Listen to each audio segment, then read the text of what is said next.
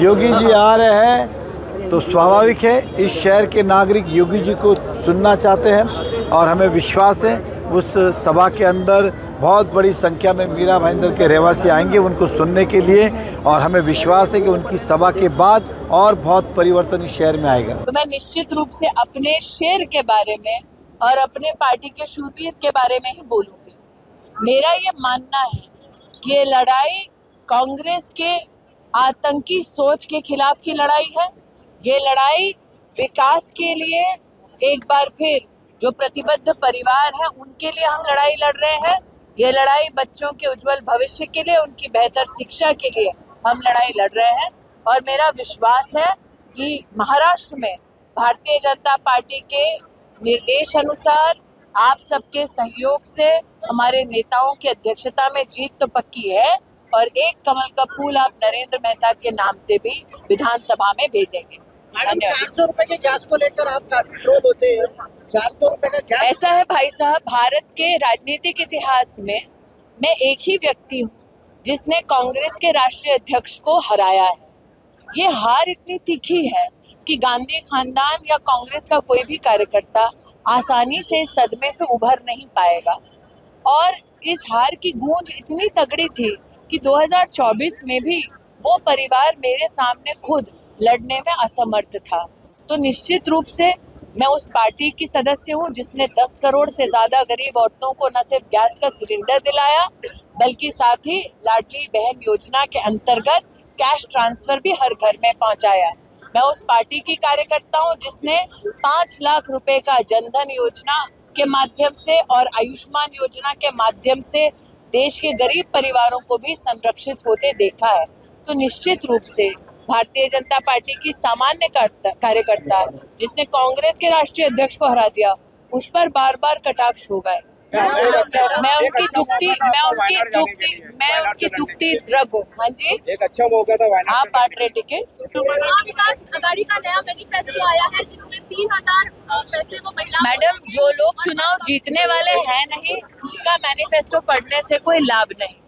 ये इस गलत फहमी में जी रहे थे कि हरियाणा जीतेंगे। आपने हरियाणा में इनकी करारी हार को देखा। ये इस बात से प्रफुल्लित थे कि तीसरी बार भारतीय जनता पार्टी से केंद्र का चुनाव हार गए हैं।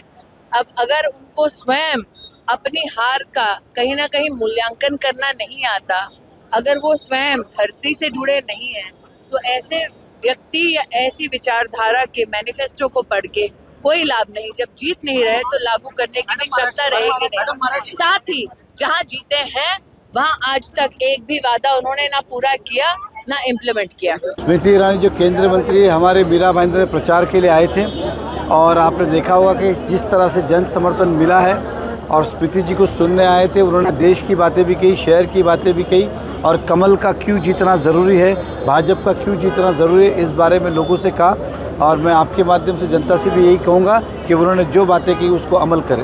नेता साहब, आपने भी अपने भाषण में बताया कि पिछले वर्ष 2019 में वो आपके प्रचार के लिए नहीं आए थे तो कहीं ना कहीं आपको उनका नुकसान उठाना पड़ा। अभी क्या कहेंगे आप?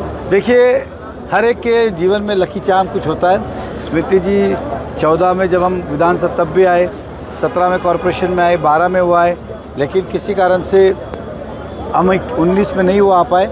और ऐसा मैं मानता हूँ कि मेरा लकी चाम नहीं आया, इस बार वो आए तो हमें विश्वास है कि स्मृति जी आए हैं तो हम चुनाव जीतेंगे। सर, 2019 और 2024 क्या अंतर लगता है, लोगों के अंदर क्या फ़र्क है? देखिए, 19 में झूठ फैलाया गया था और 24 में वो झूठ का पर्दाफाश हो चुका है। झूठ के पाँव ज़्यादा दिन नहीं होते, सच ठहर सकता है, स्लो हो सकता है, लेकिन दबाया नहीं जा सकता है। और वो सच आज बाहर आया है कि मीरा भाईंदर में 5 साल में किसी भी प्रकार का विकास नहीं हुआ और जो 14 से 19 तक हमने विकास किया था आज जनता उसको याद कर रही है और जनता को भी ऐसा लग रहा है कि 5 साल हमने इस शहर की खो दिए। अब आने वाले समय के अंदर अब कमल का बटन दबाए और विकास की राह। चुनाव जीतने के लिए मुजफ्फर हुसैन और राम हरे कृष्ण भी कह रहे हैं उनको वोट देते हैं तो सीधे सीधे कांग्रेस को वोट जाएगा। देखिए, स्वाभाविक है कि कांग्रेस के साथ ही इस मीरा भाईंदर भाजपा की लड़ाई, दूसरी पार्टी वही है और कांग्रेस चाहती है कि वोट का विभाजन हो ताकि उनको फ़ायदा हो। हालांकि वैसा होगा नहीं, लेकिन फिर भी हम इस शहर के वासियों से कहेंगे कि कांग्रेस के झांसे में नहीं आए, अपना वोट किसी भी इंडिपेंडेंट को नहीं दे, क्योंकि ये कांग्रेस की एक सोची समझी रणनीति और प्लान है। वोटों का बंटवारा करना, हिंदू वोट का बंटवारा करना, ये उनकी एक सोची समझी राजनीति है। इसका शिकार कोई भी इस मीरा भाईंदर का वासी ना हो, इसलिए हम कहेंगे कि सभी लोग एक तरफा भाजपा को वोट करें। चुनाव जीतने के लिए वो छत्रपति शिवाजी के वंशज बताते हैं और मंदिर में जाते हैं। हमारी लड़ाई कांग्रेस से है, और वो जो मंदिर जाते वो दिखावे के लिए करते। अगर उनकी आस्था और श्रद्धा होती तो अभी नहीं जाते ना, हर साल वो जाते। किसी ने मेहमान के तौर पे बुलाया होगा, वो ठीक है। आस्था और श्रद्धा उनकी ना कल थी ना आज है, आने वाले समय का मुझे पता नहीं। और वाकई में आस्था और श्रद्धा है तो बाजू के विधानसभा में तो कभी जाते नहीं है, केवल 145 में दर्शन को जाते। तो 146 पे उन्होंने गणपति का एक भी होर्डिंग नहीं लगाया, ना ही एक भी गणपति दर्शन को गए। नवरात्रि भी आप देखिए, ना ही 146 में एक भी होर्डिंग लगा, ना ही एक भी दर्शन को गए। तो ये साफ संकेत देता है कि जहाँ उन्हें वोट चाहिए वहाँ वो बैनर लगाते, पूजा करते, अर्चना करते, ढोंग करते। आपकी लड़ाई किसके साथ? पहली बार आ रहे मीरा भाई के साथ है, गीता जैन के साथ? लड़ाई किसके साथ है? मुजफ्फर हुसैन या गीता जैन? मैंने फिर कहा, हमारी लड़ाई कांग्रेस के साथ है, अपक्ष किसी के भी साथ नहीं है। योगी जी आ रहे 13 तारीख को।